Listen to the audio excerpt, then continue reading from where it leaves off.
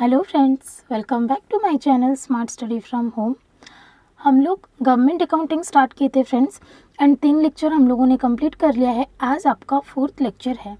अब तक हम लोगों ने क्या क्या कवरअप किया है फ्रेंड्स? पहली क्लास में हम लोगों ने कवरअप किया था, बेसिक्स कवरअप किया था कि गवर्नमेंट अकाउंटिंग क्या होता है, उसके कैरेक्टरिस्टिक्स हम लोगों ने पढ़े थे एंड ऑब्जेक्टिव्स पढ़े थे। फिर हम लोगों ने उसका प्रिंसिपल्स पढ़ा, प्रिंसिपल्स ऑफ गवर्नमेंट अकाउंटिंग क्या होता है।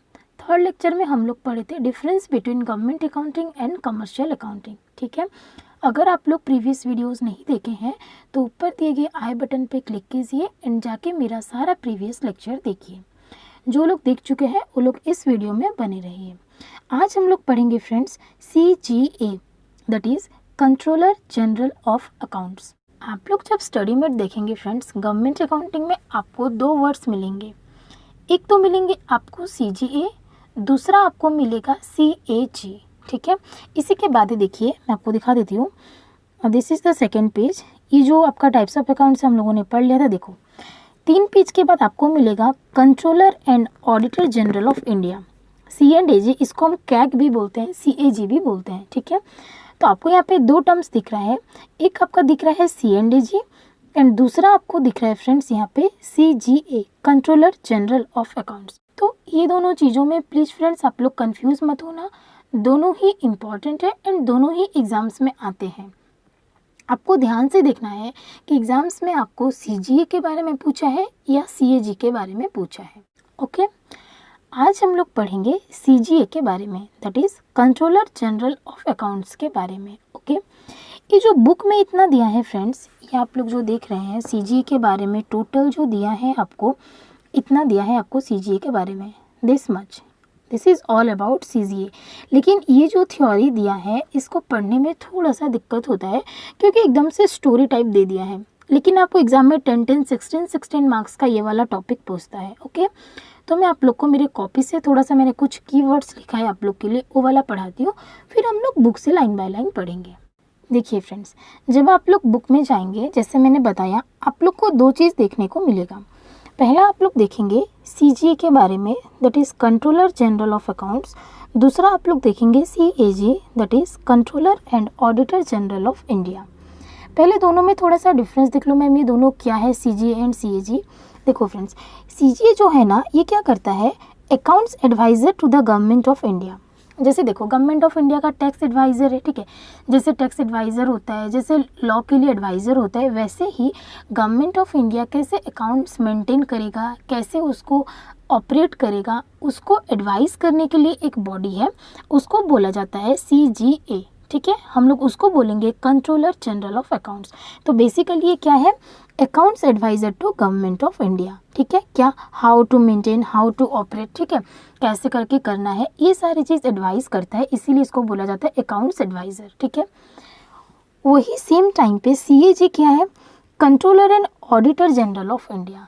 ये क्या करता है, गवर्नमेंट ऑफ इंडिया का अकाउंट्स को ऑडिट करता है, ऑडिट फैसिलिटेट करता है। ठीक है, तो अगर मैं आपको सिंपली बोलूँ तो CGA जो अकाउंट्स मेंटेन करता है, उसको ऑडिट करने का ड्यूटी किसका है, CAG का है। ठीक है, अभी आई थिंक आपको क्लियर हुआ होगा।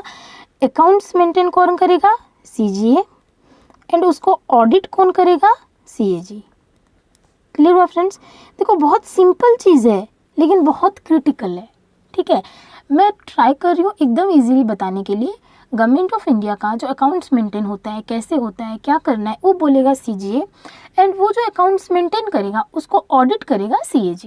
ठीक है, क्योंकि as the name suggest CGA is controller general of accounts and CAG is controller and auditor general of India. वो ऑडिटर है, ये अकाउंट्स मेंटेन करता है। क्लियर है, दोनों चीज़ का आपको डिफरेंस समझ में आया। आज हम लोग पढ़ेंगे CGA के बारे में। देखिए, तो CGA पहले आपको बताता है accounts adviser to government of India. ठीक है, ये अकाउंट्स एडवाइस करता है कैसे मेंटेन करना है, क्या करना है। अभी देखो इसका ना फ्रेंड्स 3 लेवल है। ठीक है, देखो एक्चुअली क्या होगा, अगर मैं आपको स्टोरी बताऊं, गवर्नमेंट ऑफ इंडिया, इंडिया जो है वो एक नहीं है। ठीक है, मतलब इंडिया 29 स्टेट्स को लेके इंडिया बना है। तो इंडिया का अगर अकाउंट्स बनाना है, गवर्नमेंट ऑफ इंडिया का अगर अकाउंट्स बनाना है, तो पहले आपको सारे स्टेट्स के बारे में पता होना चाहिए कि हर एक स्टेट का परफॉर्मेंस क्या है, उनका फाइनेंशियल पोजीशन क्या है, वो लोग का इनकम एंड एक्सपेंडिचर क्या है, ठीक है, वो लोग का डिसबर्समेंट ऑफ कैश कितना हुआ है, रिसिप्ट ऑफ कैश कितना हुआ है। सारे स्टेट्स का जानने के बाद, सिविल मिनिस्ट्रीज का जानने के बाद तो हम लोग इंडिया का जानेंगे ना। इंडिया मतलब क्या है? इंडिया मतलब 29 स्टेट्स है, ठीक है। इंडिया कुछ नहीं है। India is the combination of 29 states and 8 union territories. Okay, तो आपको वही चीज़ देखना है कि सबका पहले पहले अपना अपना अकाउंट्स बनेगा, उसके बाद उसको कंसोलिडेट करके हम लोग गवर्नमेंट ऑफ इंडिया का बना सकते हैं। ये चीज़ क्लियर है? तो ये काम करने के लिए 3 लेवल पे काम होता है, ठीक है। एक होता है आपका फील्ड लेवल, मतलब जो मिनिस्ट्रीज के बनाएंगे उसको हम लोग बोलेंगे पे एंड अकाउंट्स ऑफिसेस। आप लोग को यहाँ पे 3 टर्म देखने को मिलेगा। पहला टर्म है आपका पे एंड अकाउंट्स ऑफिसेस। ये चीज़ क्लियर हुआ? पे and account offices field level में क्या करेगा? सिविल मिनिस्ट्रीज का अकाउंट्स को प्रिपेयर करेगा मंथली बेसिस पे, ठीक है। हाँ, सब कुछ करेगा, आपका पब्लिक अकाउंट्स, आपका कंसोलिडेट फंड, आपका कंटीजेंसी फंड जो भी है वो सारा वो मेंटेन करेगा सिविल मिनिस्ट्रीज का मंथली बेसिस पे। क्लियर हुआ? उसके बाद वो जो सारे अकाउंट्स मेंटेन करेगा उसको कंसोलिडेट कौन करेगा फ्रेंड्स? वो होगा आपका principals accounts offices. Principal accountant जो है उसके ऑफिसेस पे सारा चीज़ कंसोलिडेट होगा, सारा कॉम्बिनेशन होगा मंथली बेसिस पे, ठीक है।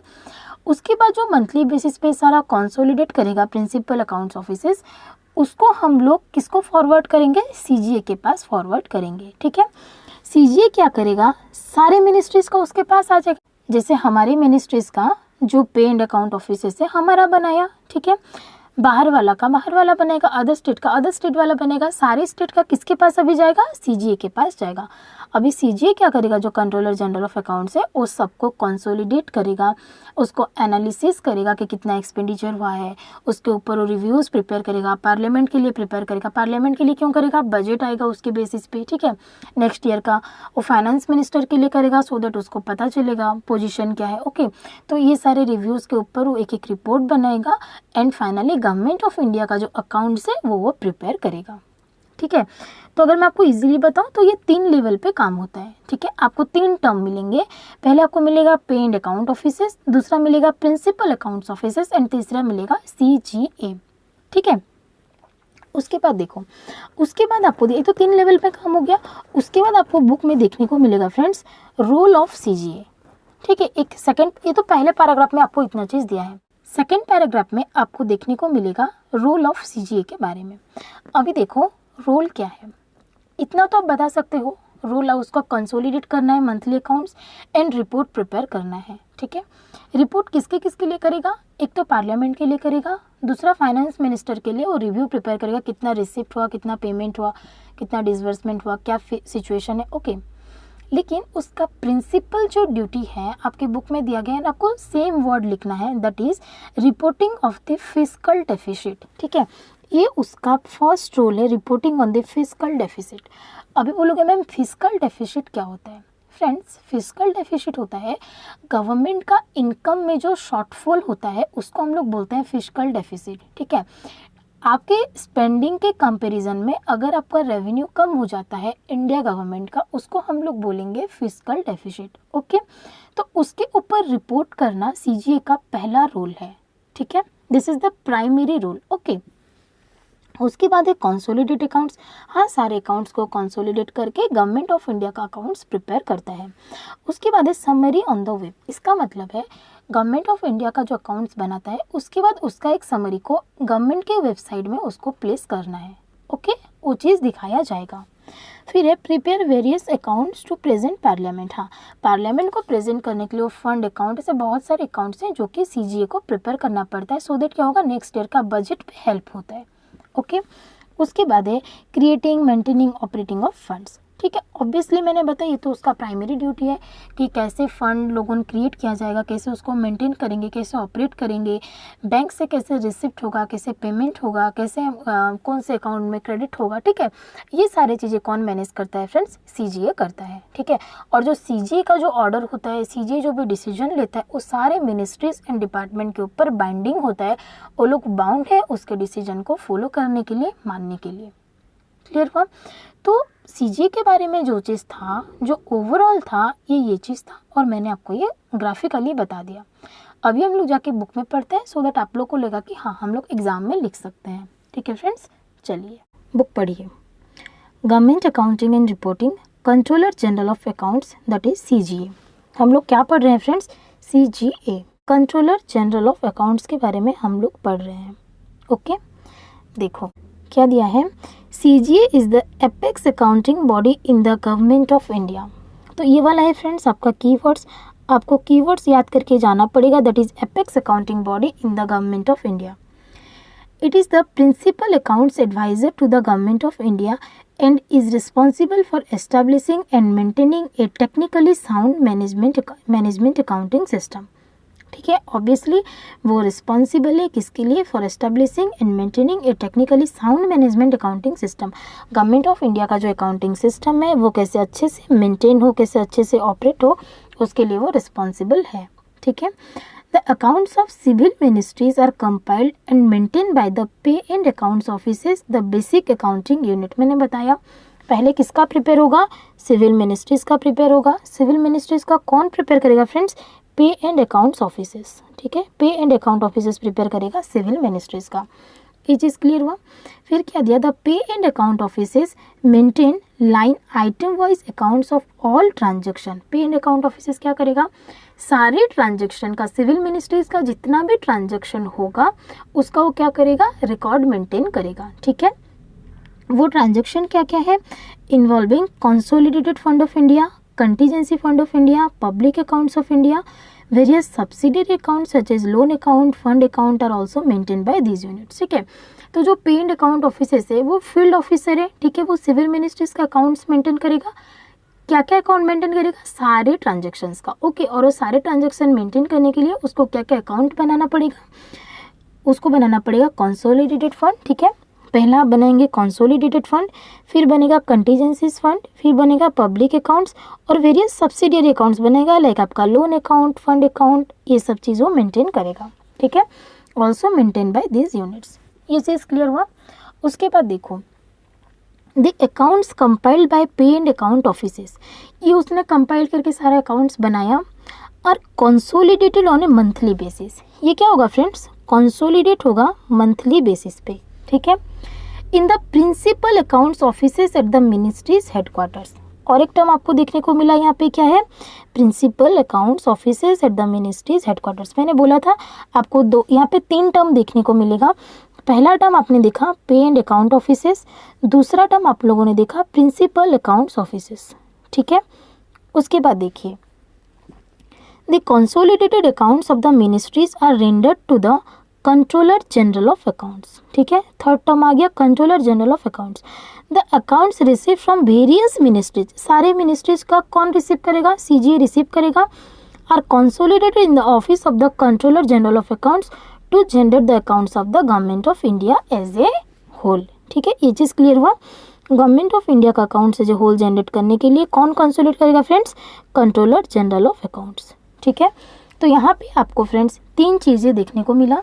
पहला है आपका पे एंड अकाउंट्स ऑफिसेस, दूसरा है आपका प्रिंसिपल अकाउंट्स ऑफिसेस और तीसरा है आपका कंट्रोलर जनरल ऑफ अकाउंट्स। ठीक है, आई होप आप लोग को ये जो बेसिक्स है वो समझ में आया होगा कि जो आपका अकाउंट्स बन रहा है गवर्नमेंट ऑफ इंडिया का वो कैसे बन रहा है। ठीक है, फिर देखो, this monthly accounts are reviewed and a critical analysis of expenditure, revenue collection, borrowings and deficit is prepared for finance minister. CGA क्या करेगा? फाइनेंस मिनिस्टर के लिए वो रिपोर्ट प्रिपेयर करेगा, उसको एनालिसिस करेगा एंड रिपोर्ट प्रिपेयर करेगा। तो रोल में कवर होता है। ठीक है, अभी देखो next is the role of CGA. ठीक है, देखिए रोल ऑफ सीजीए में हम लोग क्या पढ़ेंगे फ्रेंड्स? सीजीए का क्या क्या रोल है जो मैंने आपको ऑलरेडी बता दिया है ग्राफिकली, वही चीज़ें, कुछ भी डिफरेंस नहीं है। देखिए रोल ऑफ सीजीए। पहला रोल है consolidating monthly accounts of the government of India and reporting on the fiscal deficit is the primary responsibility of CGA। मैंने बोला था आपको गवर्नमेंट ऑफ अकाउंट का मंथली अकाउंट्स को कंसोलिडेट करना, जो कि सारे सिविल मिनिस्ट्रीज का अकाउंट्स उसको मिल गया, सब कोई उसको फॉरवर्ड कर दिए, उसके पास सारे सिविल मिनिस्ट्रीज का आ गया। अभी वो क्या करेगा, उसको कंसोलिडेट करके क्या बनाएगा, गवर्नमेंट ऑफ इंडिया का अकाउंट्स बनाएगा मंथली बेसिस पे।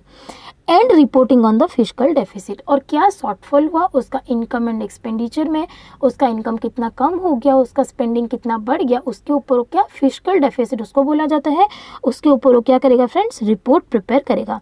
This is the primary responsibility of CGA. उसका क्या है फ्रेंड्स, प्राइमरी रिस्पॉन्सिबिलिटी है।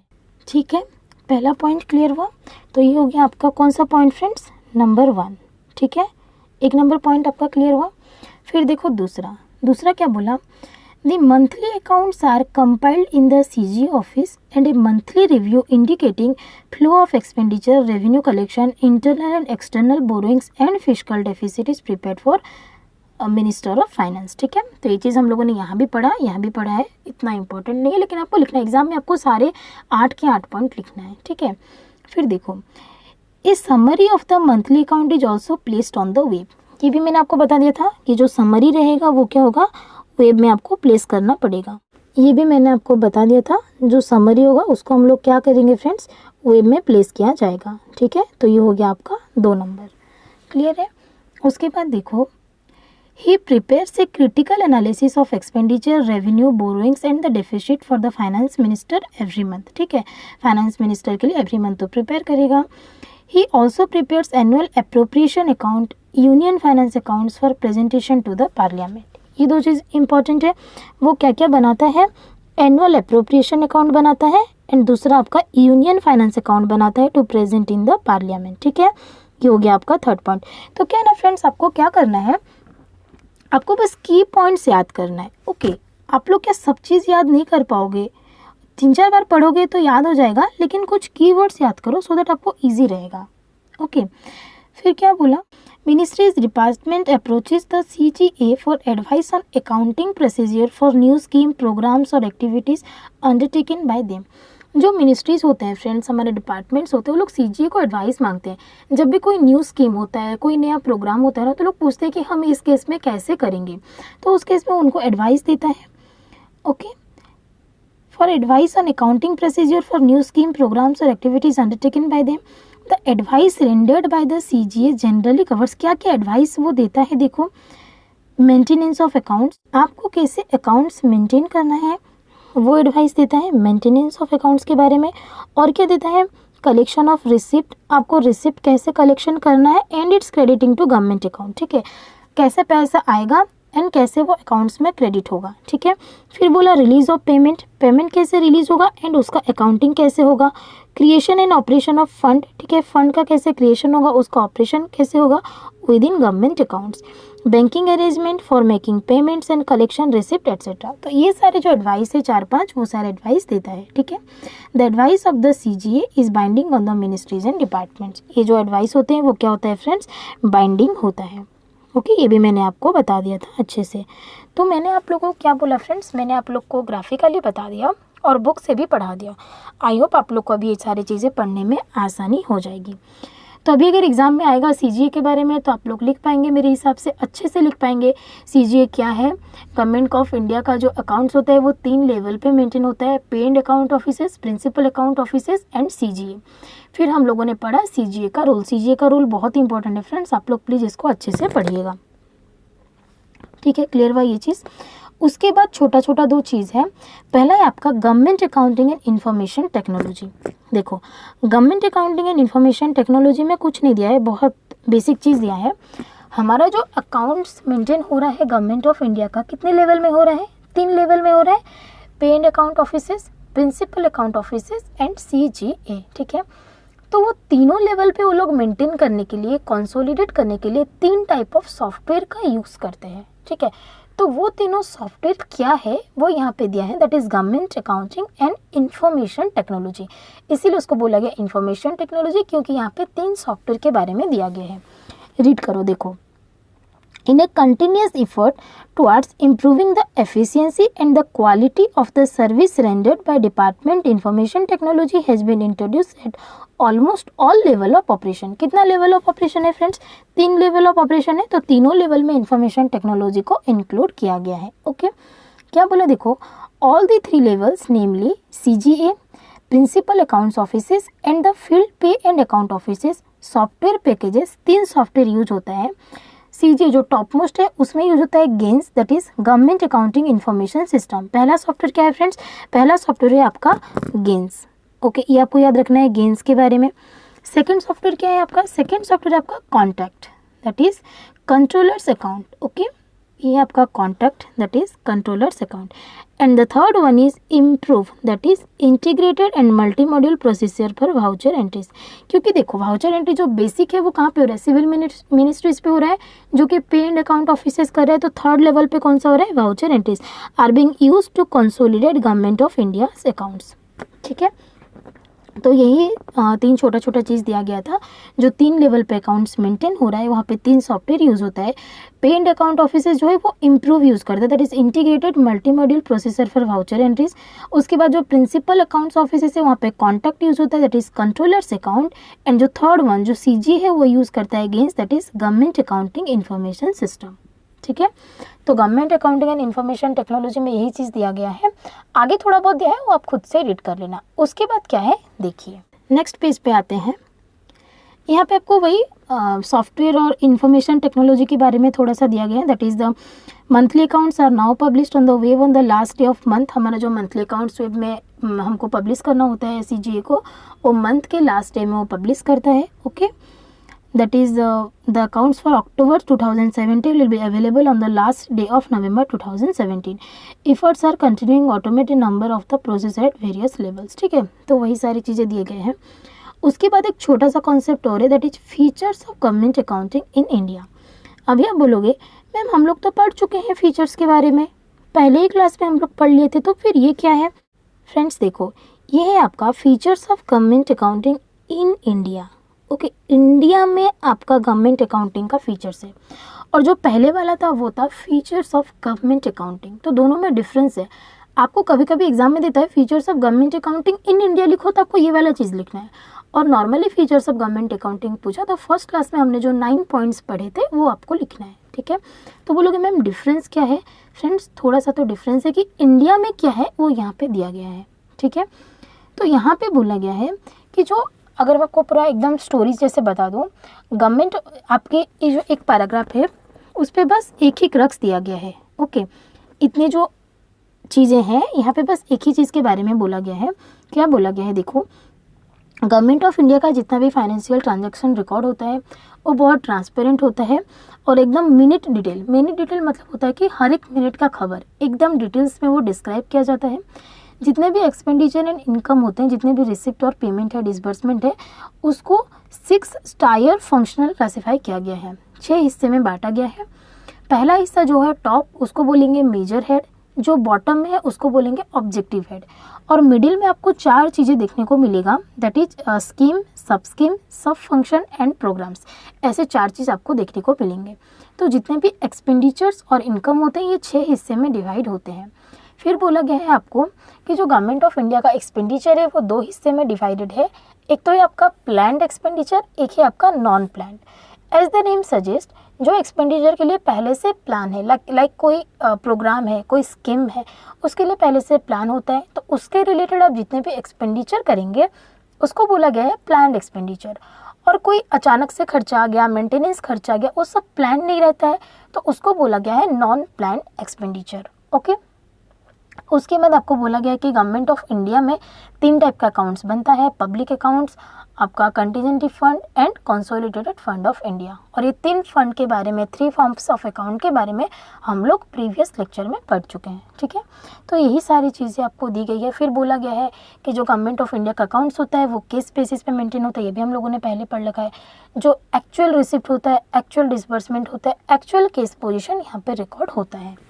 ठीक है, तो मेरे हिसाब से बुक्स में इतना ही दिया है, एक बार रीड कर लो, आप लोग को भी क्लियर हो जाएगा. देखो, one of the most distinctive features of government account in India is the minute detail. ठीक है, हर एक चीज़ का details with which the financial transaction are recorded in the accounts book. Okay, all transaction are classified on a 6-tier functional classification. ठीक है, कितना tyre classification है friends? 6-tier functional classification. ये एक कीवर्ड से आपको ये चीज़ याद रखना है. उसके बाद बोला विथ मेजर हेड्स. ठीक है, कितना कितना हेड देखो, एक है आपका major head representing a broad function of the government at the top. Government का सारे फंक्शन को ब्रॉडली क्लासीफाई करता है एट द टॉप. ठीक है, टॉप में क्या है? मेजर हेड है. उसके बाद है ऑब्जेक्ट हेड. ठीक है, object head representing the activity at the bottom. ठीक है, तो दो चीज़ें, मेजर हेड है टॉप में और ऑब्जेक्ट हेड है बॉटम में. क्या रिप्रेजेंट कर रहा है? गवर्नमेंट का activities. The intermediate levels represent, intermediate level में 4 चीज़ आ गया. ठीक है, क्या क्या आया? सब function, programmes, schemes and sub schemes. ठीक है, तो ये आ गया आपका 4 चीज़ और पहले आप लोगों ने पढ़ा 2 चीज़. तो टोटल कितने हो गए फ्रेंड्स? 6-tier functionals. 6 हिस्से में वो बांटा गया है. ठीक है, all transaction are classified on a 6-tier functional classification. पहला है मेजर हेड, दूसरा है आपका object head and intermediate level में 4 चीज़ें, sub function, programmes, scheme and sub schemes. ठीक है, the functional classification is applicable to receipt as well as payment. ये जो 6 हिस्से में बांटा गया है ये रिसिप्ट के लिए भी एप्लीकेबल है एज वेल एज पेमेंट के लिए भी एप्लीकेबल है. क्लियर है? फिर देखो, since the country follows A plan based model of economy, the expenditure of government is divided into plan and non plan. कितने हिस्से में बांटा गया है फ्रेंड्स एक्सपेंडिचर को? Plan and non plan. As the name suggests, the plan expenditure is directly related to expenditure on scheme and programs invoices in the plans. Obviously, जो plan में है उसके related जो expenditure होगा उसको planned expenditure बोला जाएगा. And the non-plan expenditure is the expenditure incurred on establishment and maintenance activity, जो हमको पहले से पता नहीं होता है. Clear है? फिर क्या बोला? Further distinction is made between the expenditure which under the provision of the constitution is subject to the vote of the legislature and the rest of which is charge upon the consolidated fund of India. कुछ important नहीं है. Since the budget is on annual basis, obviously देखो government of India का जो budget है वो annual basis पे है, तो आपका जो अकाउंट्स बनेगा वो फॉरन 1 ईयर बनेगा. ठीक है, तो एनुअल बेसिस पे बनेगा. वही चीज़ बोला गया क्योंकि हम लोग का बजट एनुअल बेसिस पे है, accounts have to be confirm to it. ठीक है, ये भी क्लियर है. Accounts are maintain on case basis. Case basis से हमको ये भी चीज़ पता है. Only actual receipt realised and payment made during the year are recorded. ठीक है, article of the constitution provides the creation of 3 forms of account, that is consolidated fund, contingency fund and public accounts. ठीक है, तो ये आपका features of government accounting in India. उसके बाद आपको दिया गया है 3 फॉर्म ऑफ अकाउंट्स के बारे में. लास्ट लेक्चर में हम लोग अच्छे से पढ़ चुके हैं 3 फॉर्म्स ऑफ अकाउंट्स के बारे में. ठीक है फ्रेंड्स, इसके बाद हम लोग नेक्स्ट लेक्चर में पढ़ेंगे CAG के बारे में, that is CAG, controller and auditor general of India. ठीक है, आज हम लोगों ने पढ़ा CGA के बारे में, नेक्स्ट क्लास में हम लोग पढ़ेंगे CAG के बारे में. ठीक है फ्रेंड्स, आज हम लोगों ने पढ़ा अकाउंट्स मेंटेन कैसे होता है, नेक्स्ट हम लोग पढ़ेंगे ऑडिट कैसे होता है. ठीक है, आई होप आप लोग को थ्योरी अच्छे से समझ में आ रहा है. आप लोग को थोड़ा पढ़ना पड़ेगा फ्रेंड्स, 2-3 बार पढ़ेंगे तो आप लोग को रिमाइंड हो जाएगा. ठीक है friends, bye bye, take care.